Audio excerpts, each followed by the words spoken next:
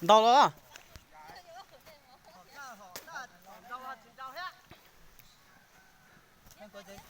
Đâu?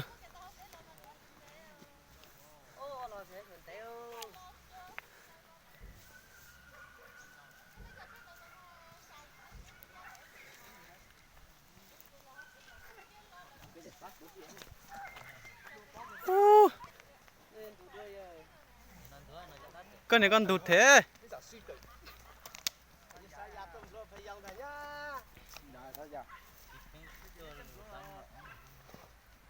Đâu?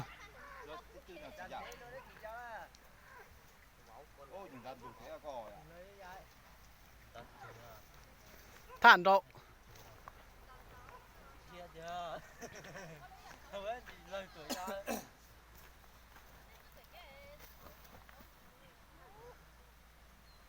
Lo lan xài này ạ. Cái này nó đi ăn chung với nhau rồi cho nên nó lan xài nó khác nữa. Để giờ một tí đấy. Con rồi chị cháu thì con chị cháu thì thấy cái nói chị chủ đó. Nhưng mà có tí sữa cái này. Phải làm đây rồi nó cũng cái. Nhưng này có cháu chủ à. Ushi. Ushi. Ushi. Ushi. Ushi. Ushi. Ushi.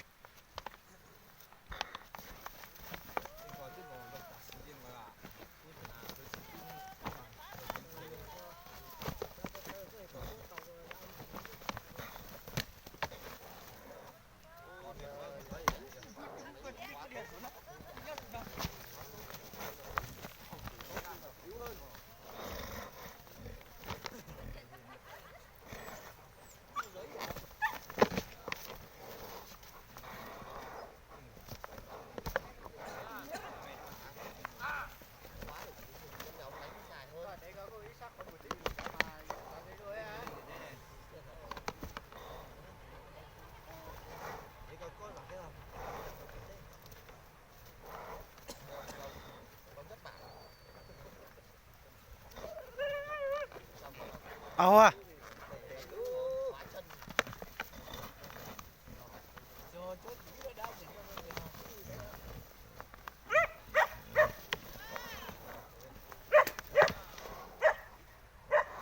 Mà chuyện là tao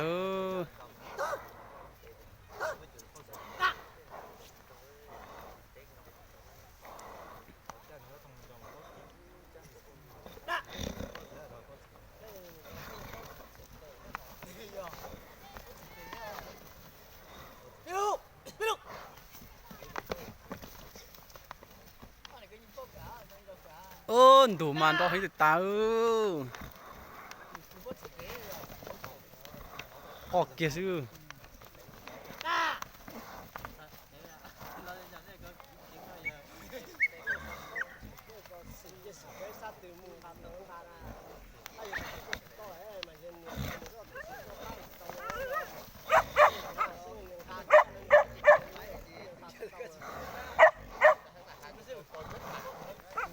họ kia sư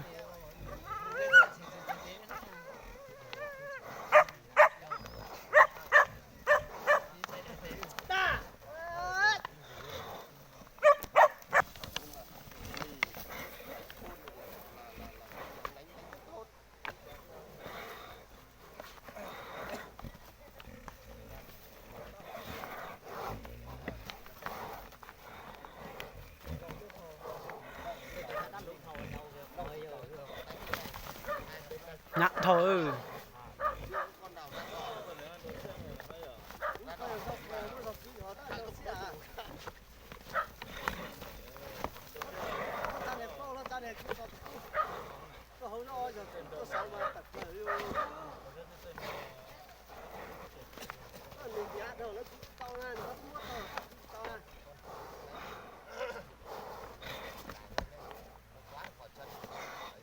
rồi nó có gió chứ sao mày nghe dạ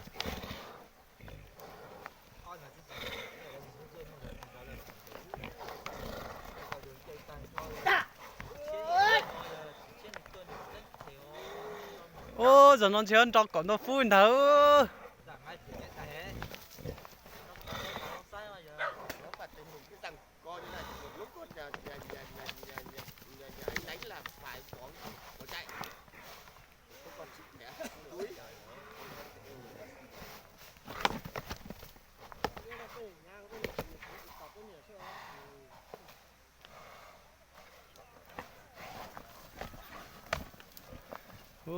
hình tiêu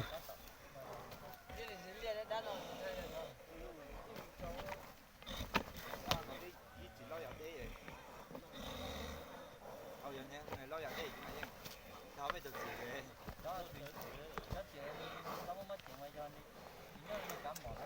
ôi nó đâu cái chơi thì nó to nó à cho học luôn này yeah tí chỉ to à tí to à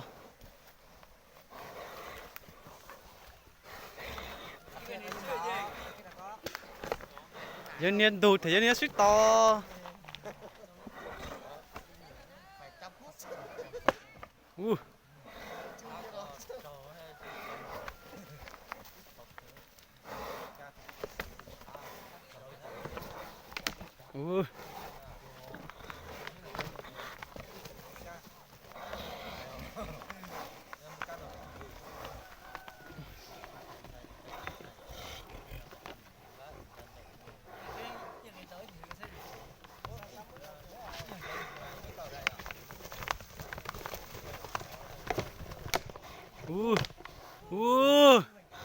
mà chị đi tiêu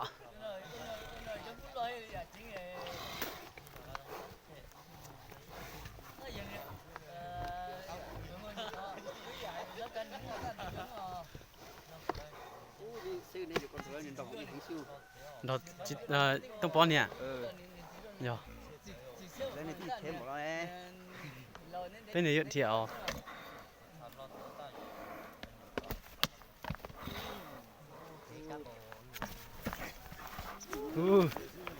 để còn đã tham mình rồi cô tham mà chỉ nghe dây gần này chỉ có nghe tìm vườn này đây rồi nên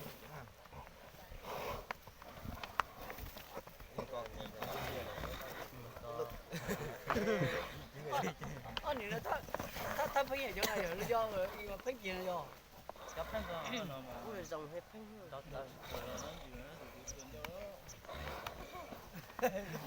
나 thấy rồi gặp họ chứ. học càng nè đó chưa đây cũng đi xem trồng trâu chứ cần gì mà chúng tổ nó tao nó gió bên nữa nó bênนู้นnó do bênนู้นlà nó bênนู้นcho ăn được cái này chỉ là nuôi 3 năm nữa, 2 năm nữa thôi. 2 năm nữa là bắt đầu là huấn luyện cho nó xong bắt đầu đưa đi Hải Phòng. Rồi nó con trâu trọi kể cả nó thua cụt bổ ra bán cũng đang mấy chục triệu một con đấy. Đây cái gì kể ta nhưng còn mua tàu cân thịt trong rồi. Giờ cái đường này mút là na. còn mua tàu nhá gì mà lại đó Nó sẽ kế á. mua tàu những cá tươi Cái tàu thường giờ cái ôm lãng đây. Không có tàu gì không? Phun sủi rồi cái gì mà cho hết có chỉ cua được cả lắm rồi. con thì họ đừng mà chụp lại thế rồi đừng có bạn lại kia nè Cho xong mà có thì họ đâu nhà chú xìa đang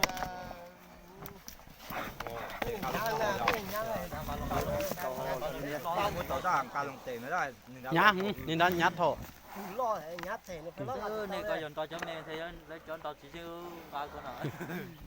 Đó còn đó chờ có đó tàu mà hai chú có chắc chỉ con như tưởng dạ giờ nó nhát thổ em bữa chỉ chữa có hay được. từ coi những nhiều xe bên thành thái nè Nhiều xiết à. có thể tụi nó nữa hành ta tụi con mình xài hết nó bao nữa ô cả những ta lực tụi nó chơi là tỉnh à đặng này còn à này phải còn mà cho nhảy chỉ nhau chỉ đầu đấy đã cho tôi chia bằng đầu chỉ cả tự lo nữa cũng đây là phần thanh nhiệt cứ to cái này nhở chưa nè Iya tahu gini. cái là bắt đầu này đủ thao cho ăn đủ thao nên to Ku to kan mà.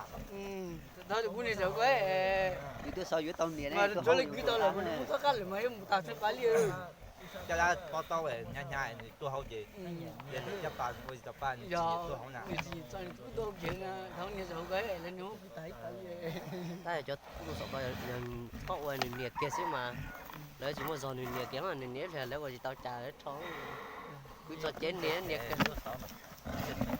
các tôi học đấy các tôi học cái gì tôi mà có thể một người là người đọc tôi hiểu càng hậu thế này này phải cho chị chăn nhiệt mày nhá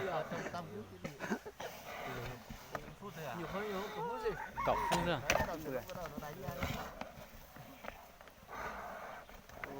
cú sọt đỏ cú đại con gì con nào con gì chứ con nào cọn đó phu còn mò con gì chứ mấy đồ cú đại con gì nó đang non nữa